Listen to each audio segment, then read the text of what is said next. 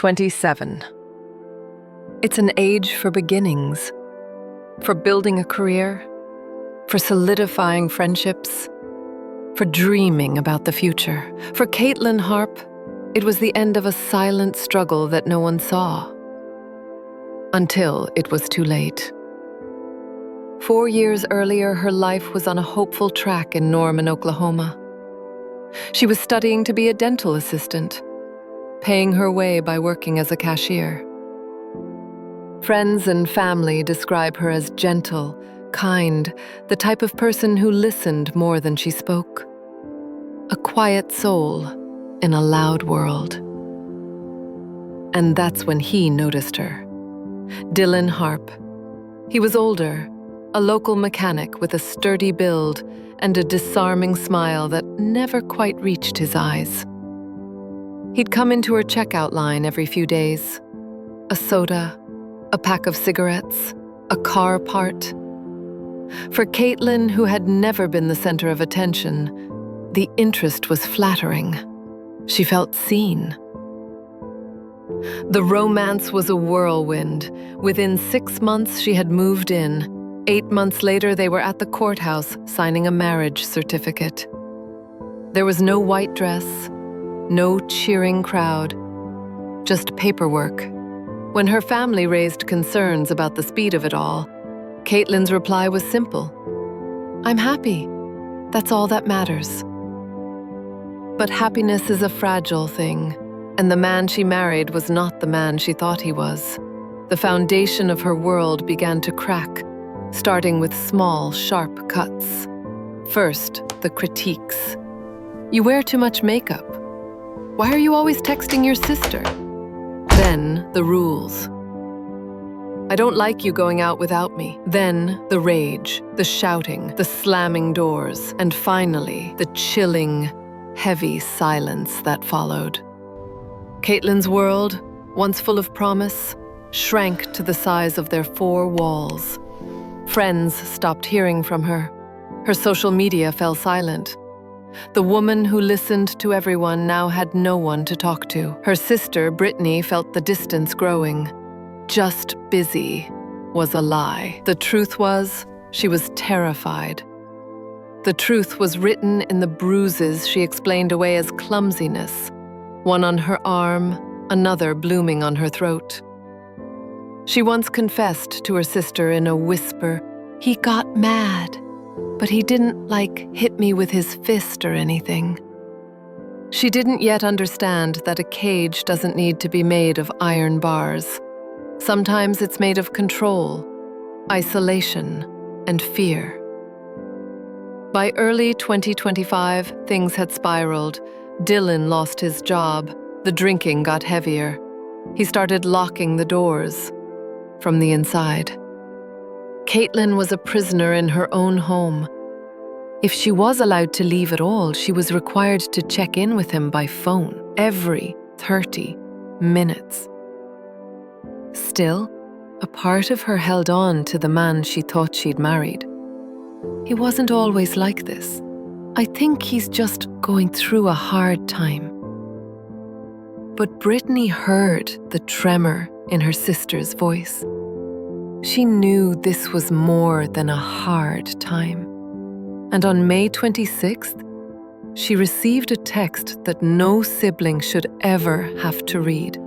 A message that would become Katlyn's final warning to the world. "It's him, if anything happens to me." June 10th, Katlyn didn't show up for her shift. Her phone went straight to voicemail. Texts went undelivered. When Brittany called Dylan, his voice was casual, annoyed. "We had a fight. She took off." But she left her phone, her purse, her shoes? "She'll be back.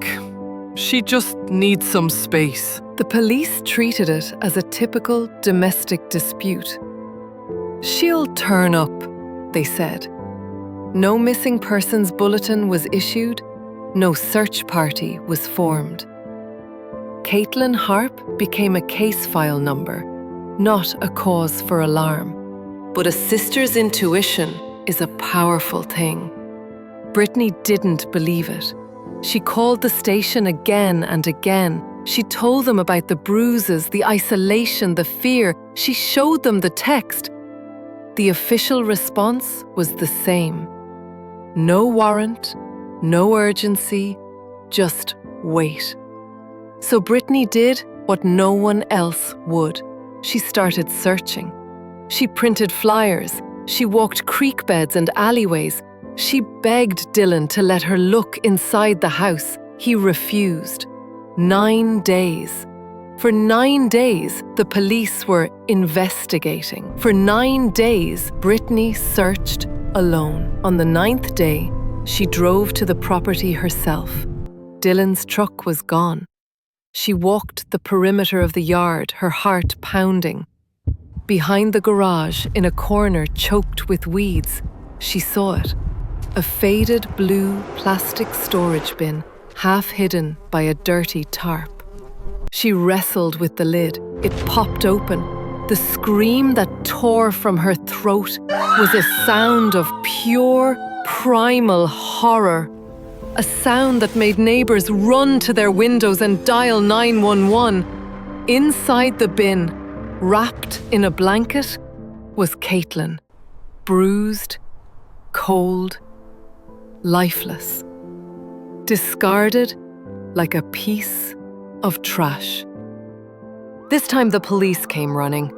Katlyn Harp was arrested that evening. There was no long interrogation, no clever police work needed to break him. He confessed, not with remorse, but with a chilling matter-of-factness. I lost it. She wouldn't stop talking. Just like that.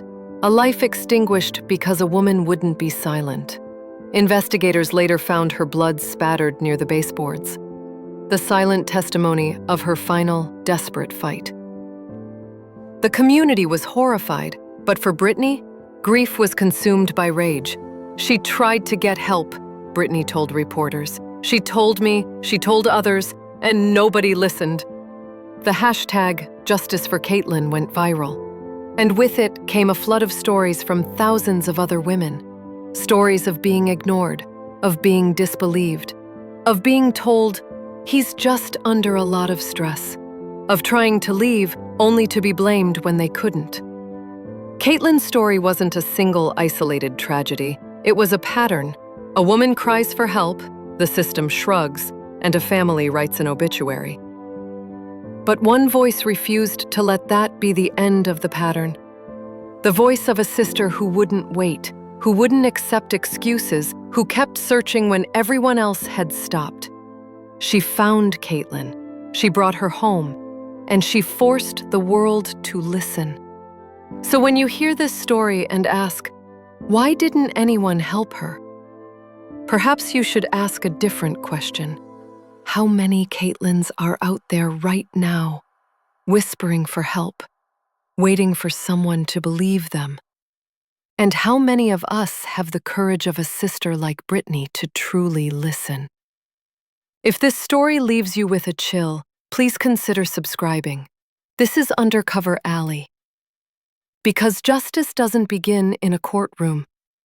It begins the moment someone refuses to stay silent.